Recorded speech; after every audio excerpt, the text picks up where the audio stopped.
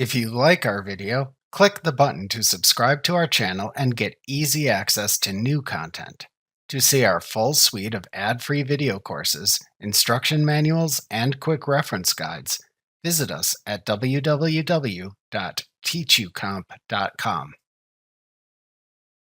After recording the time that your employees or subcontractors spend performing services for a customer's job, you can bill the customer for the work performed in an invoice. To do this, create an invoice by selecting Customers, Create Invoices from the menu bar. Then use the Customer Job drop-down to select the customer job to which you have assigned billable time. When you do this, QuickBooks will then display the Billable Time and Costs window. To bill the time, click the Select the Outstanding Billable Time and Costs to add to this invoice option button, and then click the OK button to continue and open the Choose Billable Time and Costs window. Even if you choose not to bill the time and costs at this moment, you can later click the Add Time/Costs button that appears within the main tab of the ribbon at the top of the invoice to open the same Choose Billable Time and Costs window. In the Choose Billable Time and Costs window, click the Time tab to display the billable hours recorded for the selected customer job.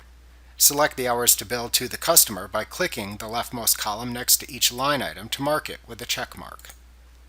To choose how QuickBooks will import the timesheet data into the invoice, click the Options button in the upper right corner of the tab to open the Options for Transferring Billable Time dialog box. Select the desired option button to indicate how you want the time data to be imported. Then click the OK button to set your preference and return to the Time tab. You can check the Print Selected Time and Costs as one invoice item checkbox to add all of the selected billable time and costs to the invoice as a single item if needed. After you have checked the billable hours, click the OK button to add them to the invoice.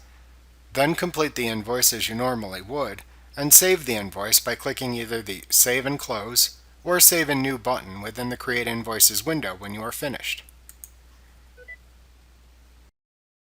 Remember to click the subscribe button to see more of our videos. See our full suite of courses, instruction manuals, and quick reference guides at www.teachucomp.com.